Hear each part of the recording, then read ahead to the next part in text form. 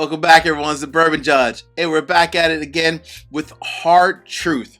So really excited for this one. So when you think about Hard Truth, I'm going to go back. I actually kind of start off. I did a barrel pick with Hard Truth late last year with my good friends Andy and Todd over at 21090 and my good friend Chris from Bourbon of the Week. So I tried the whiskey at the bar. I loved it. I was like, hey guys, let's do a joint collaboration pick. And we all loved it, right? So that one's actually coming out in the next month or two. That one will be available. We picked it already and it'll be available in the next month or two. And then fast forward, I heard about Hard Truth putting out 4 finished rye whiskey expressions. So I reached out, and actually, someone who watches the channel, my good friend Danny was like, Danny works at Hard Truth. He was like, hey, Judge, I'll get you some samples of our brand new Hard Truth finished expression. So kudos and shout out to my buddy Danny. Thanks for sending the samples over. But when you think about Hard Truth, what kind of comes to mind? You got a couple of things. Number one, they're based out of Nashville, Indiana. So they're based out of Nashville, Indiana. I said that correct, not Nashville, Tennessee. I know everyone always thinks of Tennessee, but this is actually Nashville, Indiana. They are a smaller craft distillery. Again, they produce bourbons, but they truly are known for their ryes. In particular, their RW1 or their sweet mash rye mash bill. They're known for that, right? That's truly when you think of Hard Truth. And that was the product that I fell in love with. I'll also say that a lot of their rye whiskey is in that younger time frame, about like 3.5, 4.5 years, in terms of like for the age statement, if you will. So their whiskey is definitely on the younger side, but I will tell you, that does not transfer over to how good the quality of the whiskey is, because the whiskey itself is flat out amazing. The age has nothing to do with it as it relates to their whiskey. I don't know exactly what they're doing, but they're making some darn good whiskey. They really are. All right, so we have Hard Truth. We have 4 brand new expressions from Hard Truth. We have the this one here, the first one up. We have the Cognac. We have the Sauternes. We have PX Sherry, and last but not least, Brandy. All right, so 4 brand new expressions coming from Hard Truth. The cool thing about them is that they all share a couple things. Number one, the foundation of the whiskey.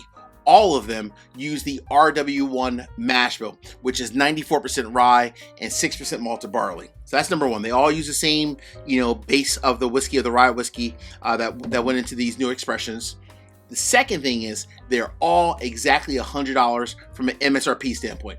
Again, MSRP might change a little bit based off of like where you find it, but the true MSRP is truly $100. But again, the price that you pay might be a couple of dollars more or less depending on where you find it, obviously in your neck of the woods.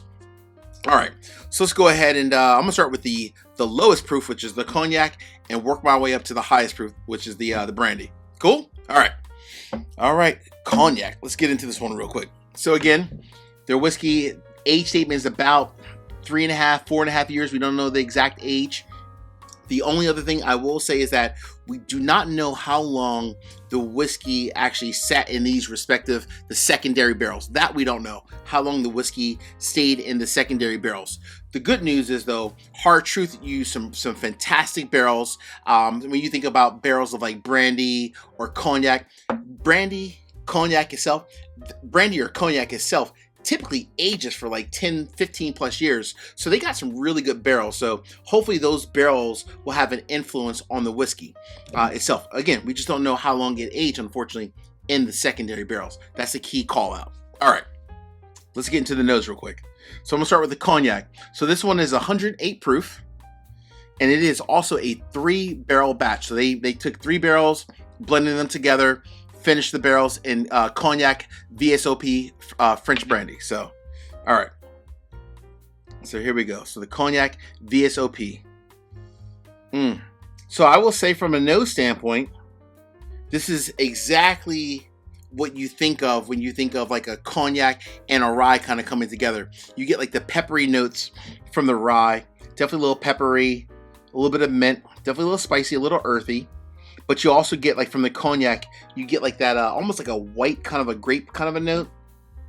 Some white grapes, some apples, maybe even like some a smidge. I mean, just like a little bit of like a pear kind of a note in here as well. So it's very sweet but peppery at the same time. All right, here we go, friends. Cheers.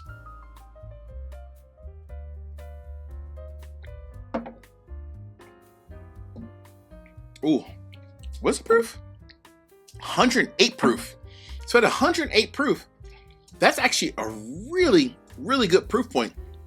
It's nice, it's long, it's bold, it's vibrant. And what I love about the palate for this one, everything in the nose matches the palate. So all that pepper, the mint, it's blended in quite well with like the grape kind of notes, the apple notes that are in there as well, blended in quite well.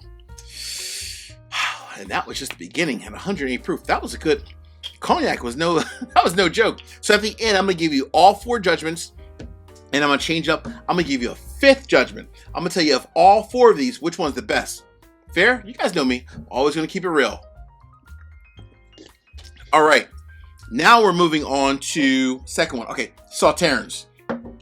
110 proof. So again, this also was a 3-barrel batch coming in at exactly 110 proof. And they were finished in Sauternes barrels from Bordeaux, France. You guys know I'm a big fan of finished rye. There's something about a finished rye, like that was finished like in a former wine barrel. Something about it. I think just the pepper. It always just it's always cut by the sweetness from the wine itself. All right, let's dive into the Sauternes. So not as sweet on the nose compared to cognac. More of a milder kind of like a grapey kind of a note. More mild, more like almost like a like baking spices kind of in a way. Kind of reminds me of like when you first put like an apple pie in the oven. Which, don't worry, by the way, I do not bake.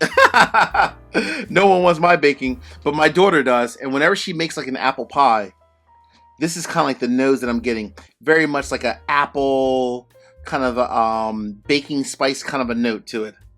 All right, Sauternes, here we go. Cheers, everyone.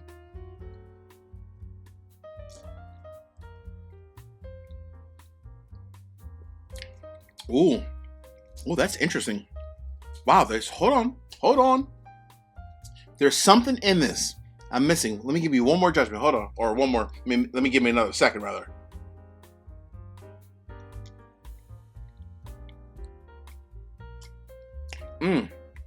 Wow, that truly is. That does remind you of, honestly, whenever you have like an apple pie baking, the nose on this matches the palate perfect, maybe even better than the cognac. That's interesting. All right, I like that. Very baking spice forward. I will say that.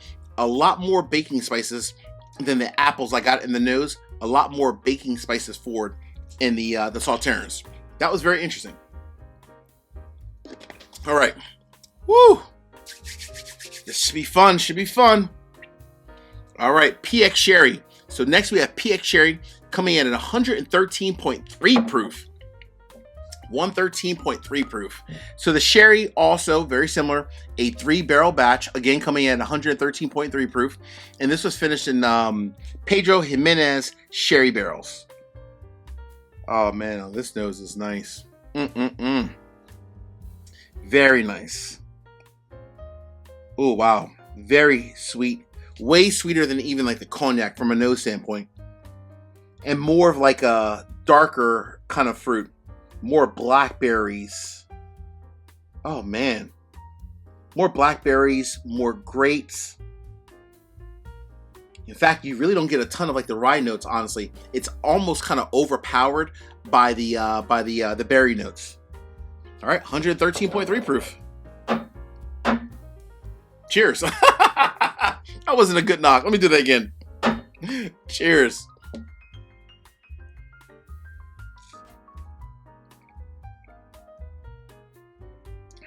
Oh yeah. Now that I like a lot. Oh man, that's nice. There's something about the darker fruit notes from a sherry. Something about how that mixes with a rye whiskey that really just screams like, I mean, it's like a perfect marriage. It really is. Again, with the nose, did not have a ton of peppery notes or mint or floral notes, which you traditionally get from like a rye. But I will say the palate Absolutely. Let me get a little bit more.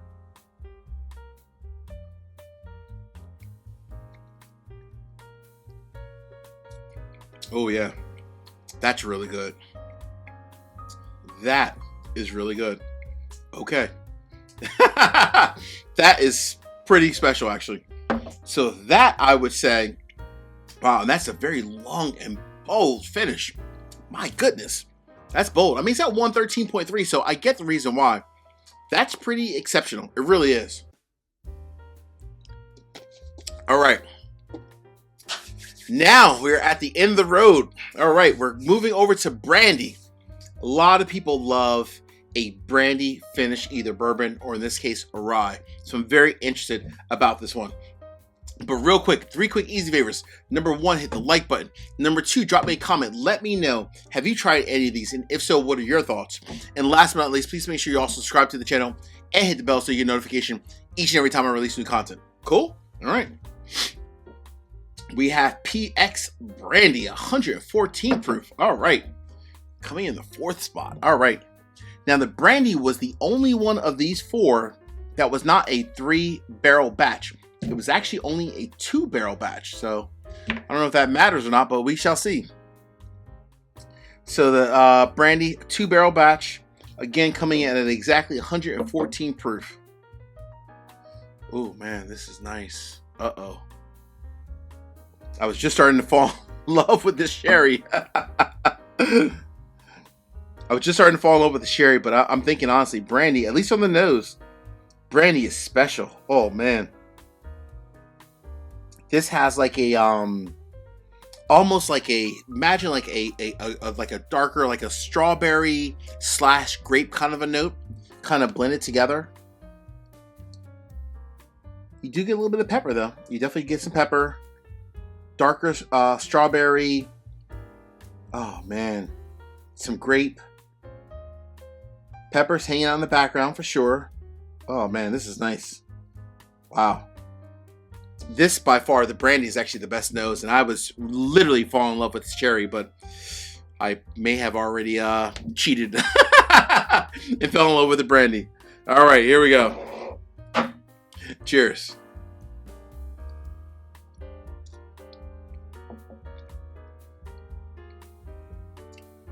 Oh, okay. That's it. Wow. All right. Wow. The Brandy is perfect. And I mean perfect. Let me get another sip of this. Wow.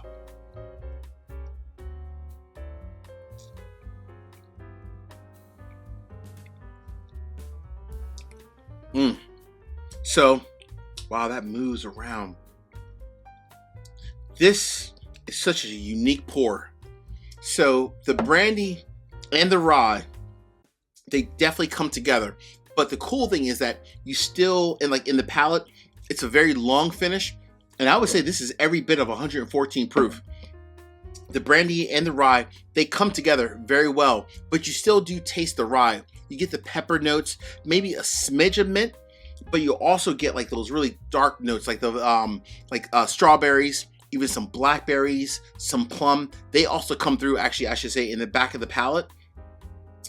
That is special. So, 4 separate judgments, and then there's a 5th. Which one's the best? All right. So, start off with the cognac. The cognac judge, is it a buy, do not buy, or leave it on the shelf? The cognac is a buy. Sauternes, that is actually, honestly, a split decision. You guys know me. I'm always going to keep it real. That's a split decision. I'm saying that because I'm sticking to the fact of there are a ton of baking spices in the Sauternes finish that I liked it, but I don't know if everyone out there will like it. So if you're buying one, you may want to hold off potentially on the Sauternes unless you can try it from a friend or from us at a bar, if you can get it at a bar. Sherry, yeah, please stop it. That's a buy. I mean, the sherry is, a lot of bourbons and ryes are finished in sherry, and I think sherries are very complimentary for bourbons or ryes, and I think that was a great experience. And then you have Brandy. So as I said, I was going to give you 2 judgments, right?